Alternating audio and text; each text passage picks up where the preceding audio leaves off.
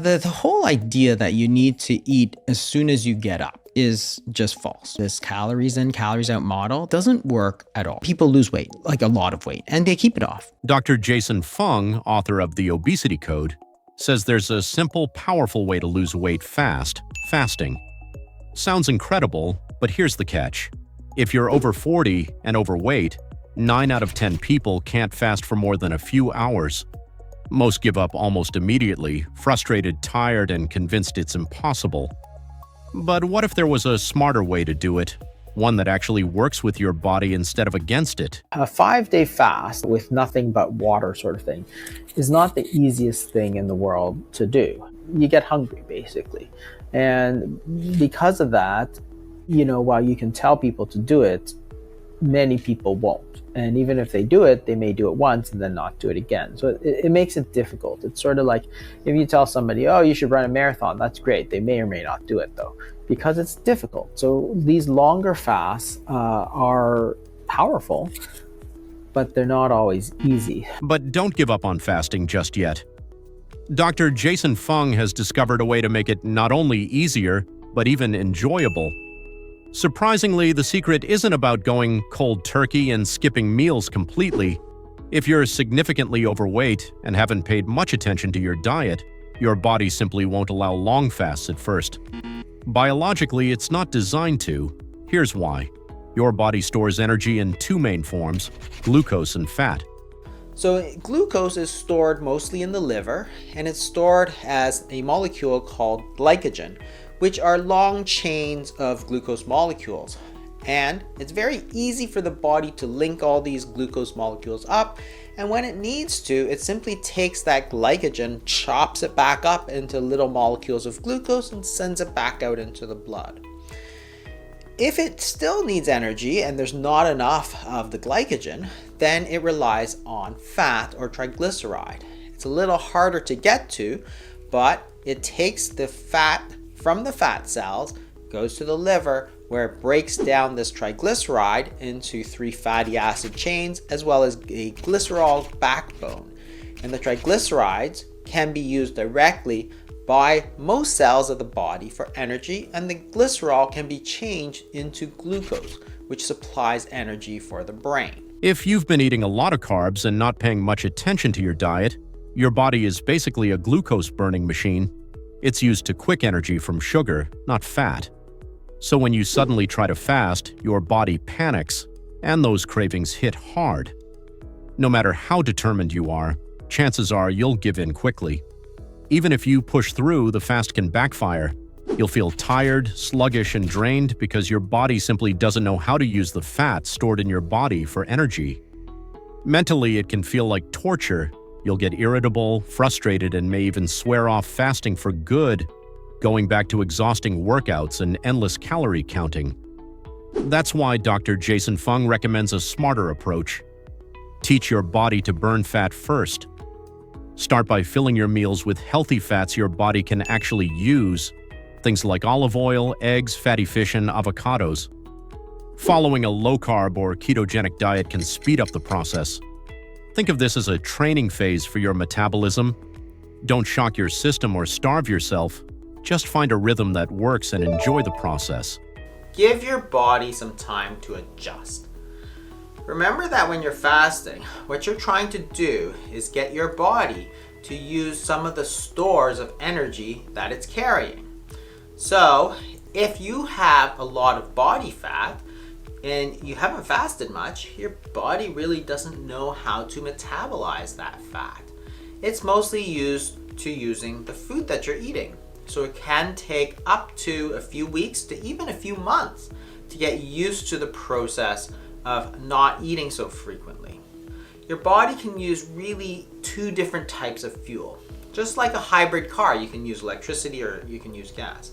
Your body is much the same, so it can use glucose and it can use fat. If you're eating a typical diet, which is relatively high in carbohydrates, and you're eating all the time, which is sort of the standard way that people eat today, then you're mostly using carbohydrates. However, when you're fasting, once you've gone through those carbohydrates, you need to use body fat, which in scientific terms is called triglycerides. As you get used to using the triglycerides, then your body becomes more efficient at using it and it feels more natural. So while you're switching over, getting your body used to using fat as a fuel, you might notice that you have less energy, for example. So it does take some time to adjust. An easy way to transition is to first go to a low carbohydrate diet or a very low one, such as a ketogenic diet. You're eating a lot of dietary fat, and the way that the body metabolizes dietary fat versus body fat is the exact same. So it's an easy transition to go from a low carbohydrate diet and intermittent fasting compared to a relatively high carbohydrate one. Once you move into full-on fasting, the real challenge isn't hunger, it's psychological. Your body is already tapping into stored fat for energy, so you're not truly starving. But your brain is wired for routines. If you normally eat lunch at 2 p.m., your body will expect food at that time, even if it doesn't need it. That expectation can trigger a sense of hunger, making you feel like you need to eat, even when there's plenty of fat available for fuel. Most people struggle with this mental hunger, which is why Dr. Fung recommends using clever tricks to calm it. Water is essential, but green tea and coffee are even better. They naturally help suppress appetite. In the early stages, sipping something like chicken broth works wonders too. It fills your stomach and tricks your brain into thinking you've eaten, even though the calories are minimal and won't break your fast. The result? Your body keeps burning fat, your brain is fooled, and you stay on track without feeling deprived.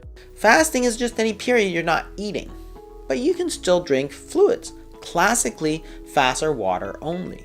But there's many variations that you can use. In fact, you can take a lot of fluids such as green teas, herbal teas, or coffee without sweeteners or sugar or cream. And they have no calories, so they're not really going to break your fast. Because they have no energy, your body is still going to need to use some of those calories. You can also use things that do have a few calories, which is not a true fast, something like bone broth, for example, or a little bit of cream in your coffee. And that's generally okay because the amount is so small that yes, you'll store a few calories for a few minutes, but then you'll go right back to burning them, so you don't have to worry about that. The final piece of the fasting puzzle is timing. Jumping straight into a 16-hour fast, or worse, a full day fast, is a recipe for frustration, and that's okay. It's just how the body and mind work. Don't let anyone call you weak or tell you to tough it out. Stress won't make you healthier, and it definitely won't help you lose weight. Short-term results might happen, but they rarely last, leaving you frustrated and discouraged. The smarter way to start is simple. Extend the fast you're already doing naturally overnight while you sleep. Try stretching it a little by skipping breakfast or eating dinner earlier. Once that feels normal, experiment with skipping a meal completely. Only when you're comfortable with that should you move on to longer fasts of 16 hours or more. Dr. Fung also recommends keeping your mind and hands busy during longer fasts. A hobby, a project, even a walk, anything that distracts you from food makes fasting much easier. Exercise works especially well. When your blood is flowing to your muscles, your brain stops obsessing about food and hunger naturally fades. You need to stay busy. And that's how you're going to take your mind off of it. So there's lots of things that you can do. You can take a bubble bath, you can listen to music, you can call your parents, you can do some dusting, you can organize your room, you can do some spring cleaning. Exercise is a great way to take your mind off of things because as you start exercising, all the blood goes to your muscles and you stop thinking about it, especially exercises that are like games, like tennis. You get so engrossed in it that you forget that you didn't eat. And your body is naturally going to reduce that hunger. So try playing a game of pickup basketball or tennis or badminton or ping pong or something during that time that you would normally eat. Fasting is easier than grueling workouts. It's more effective than obsessively counting calories and far safer and more affordable than drugs like Ozempic. The secret is simple. Start the right way. Do that, and you'll be amazed at how your body transforms. Successful fasting isn't about willpower or starving yourself. It's about preparation and strategy. Teach your body to burn fat by eating the right foods. gradually extend your fasting window, and manage psychological hunger with smart tricks like water, tea, or bone broth. Keep busy, stay active, and let your body adjust at its own pace. Do this, and fasting becomes not just doable but a powerful, sustainable tool for weight loss and lasting health. Thinking about trying Ozempic? Click the video to discover Dr. Fung's natural trick to control appetite and lose weight. No injections needed.